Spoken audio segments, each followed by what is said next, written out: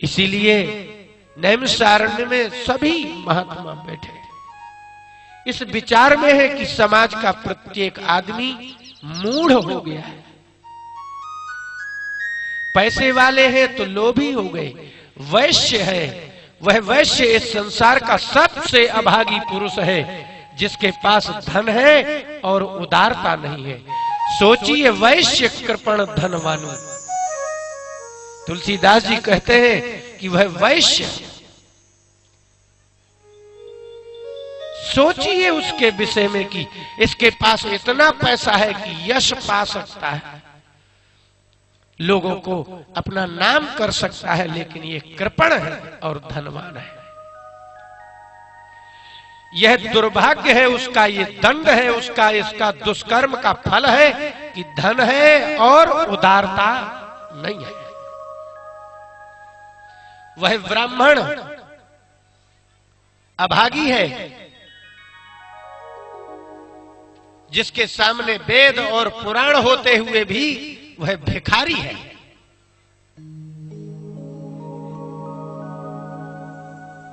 गीता रामायण वेद वेदांत सामने रखे हैं और ब्राह्मण भिखारी है, यह उसका पूर्व जन्म का पाप का फल है। सोचिए विप्र जो वेद विहीना, सोचिए विप्र जो वेद विहीना, सोचिए विप्र जो वेद विहीना, सोचिए विप्र जो वेद विहीना, सोचिए विप्र जो वेद विहीना, तज निज धर्म विषय लवलीना, तज निज धर्म विषय लवलीना। वह ब्राह्मण वेद पढ़ ले, ईश्वर सामने, भगवान सामने,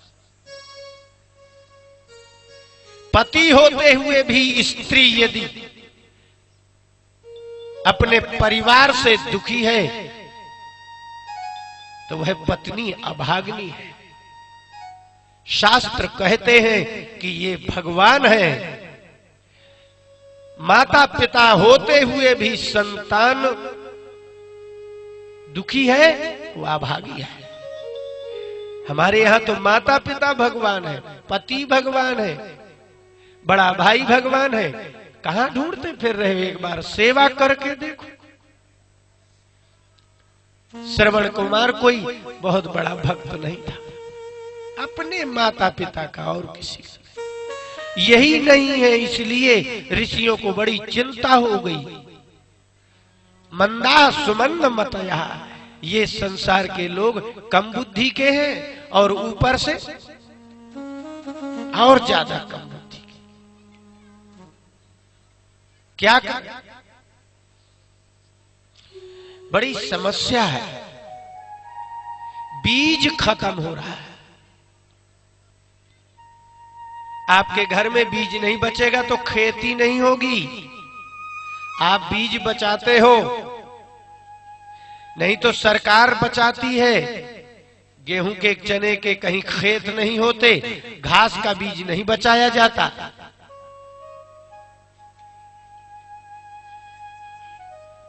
इसी प्रकार से ज्ञान का बीज बचना बंद हो जाएगा। सब लगे रहेंगे अपने काम में, एक दिन आएगा कि मात्र दुख ही दुख, दुख ही दुख, कुछ बचेगा।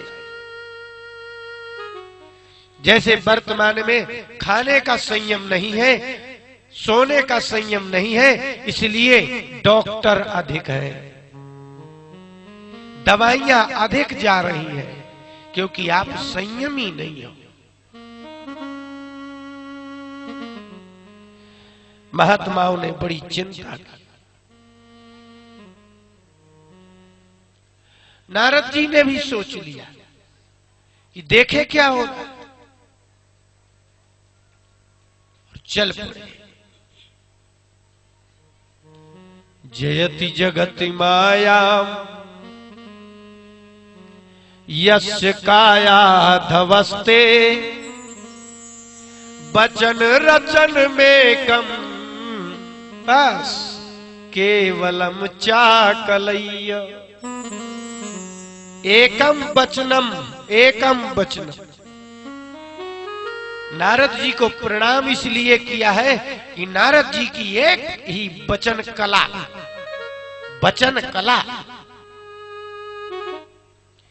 बोलने की ऐसी कला एक बार कहते हैं तो ध्रुव पदमपियातो यत कृपा तो ध्रुवोयम। उनकी कृपा से ध्रुव हो गया। ध्रुव पदम ध्रुव उत्तानपादस्य पुत्र। महाराज उत्तानपाद का पुत्र ध्रुवम पदम याता। ऐसे पद को प्राप्त हो गया जो ध्रुव है। ध्रुव सकल कुशल पात्रम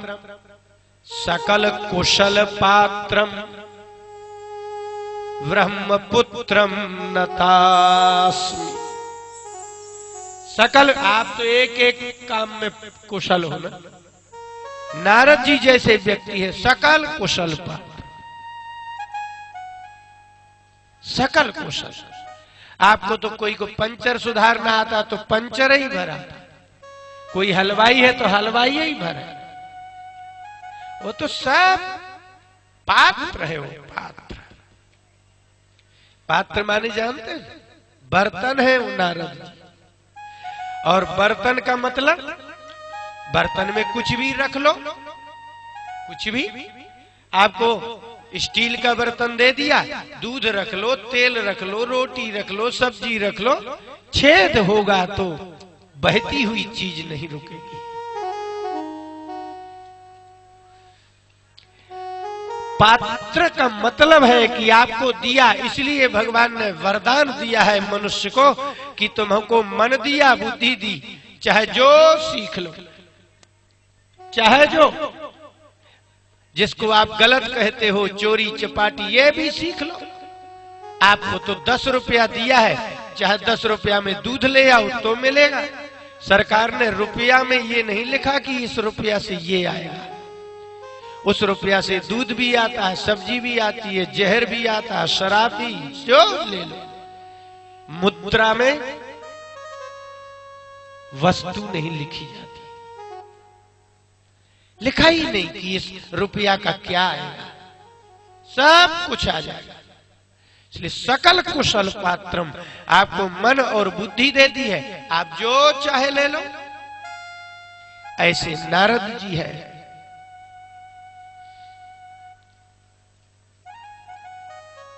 चले जा रहे थे बड़ी जोर शोर से।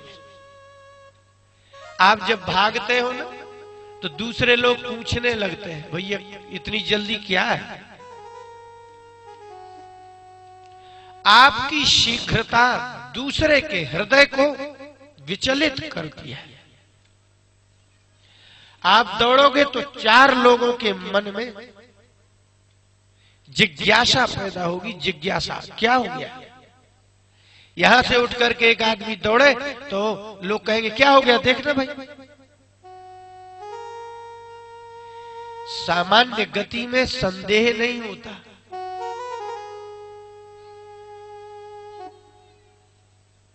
जल्दी चलोगे तो संदेह पैदा हो जाएगा। इसलिए नारद जी जब दौड़े, सामने से सनकादिक मिल गए। ये संयोग महात्माओं को होता है, गृहस्थों को तो कभी कभी लोगों के 60-70 साल निकल जाते हैं, निकल ही नहीं पाते। अवसर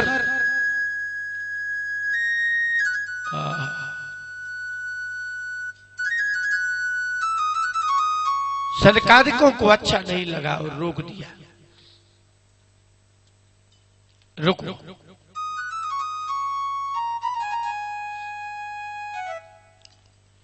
नारद जी, आपके पत्नी नहीं है, पुत्र नहीं है, कितनों की शादी नहीं होती है, लेकिन चिंता बहुत होती है उन्हें परिवार की।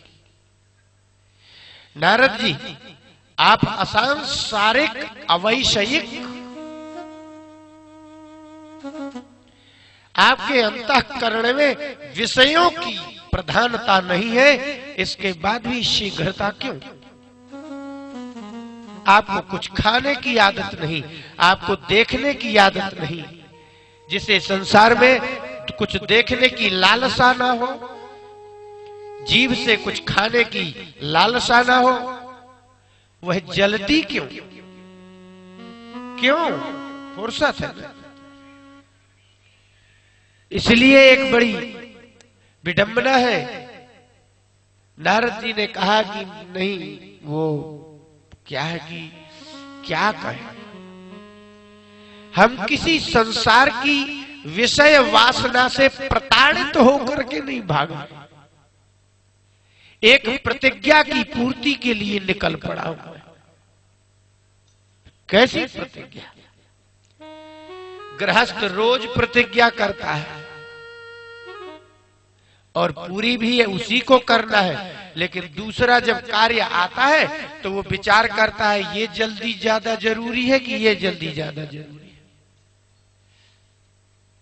जब आपके सामने दो काम आएंगे तो आप जो ज्यादा जरूरी कौन है उसको चुनेंगे। महात्मा के दूसरा काम नहीं होता, इसलिए चुनाव होता ही नहीं। एक ही काम है, वही काम है, बस करना ही नहीं, चुनाव ही नहीं। क्यों? किसी के लिए कुछ करना ही नहीं। इसलिए नारद जी कहते हैं प्रतिज्ञा पूरी करना है। कौन सी? मैंने प्रतिज्ञा की है, वृथा खेदय से बाले। एक वृंदावन में मैं एक कन्या को रोते देख के आया और उसके सामने मैंने कहा कि तुम चिंता मत करना। और एक बार किसी को आप कह दो कि चिंता मत करना, अर्थात आप उसके अब दुख को दूर करो। अगर आप दुख दूर नहीं कर सकते तो आपका ये कहना व्यर्थ है कि चिंता मत करना। आप क्या करोगे कह के? इसलिए जैसे ही कहा मैंने, मैं फंस गया।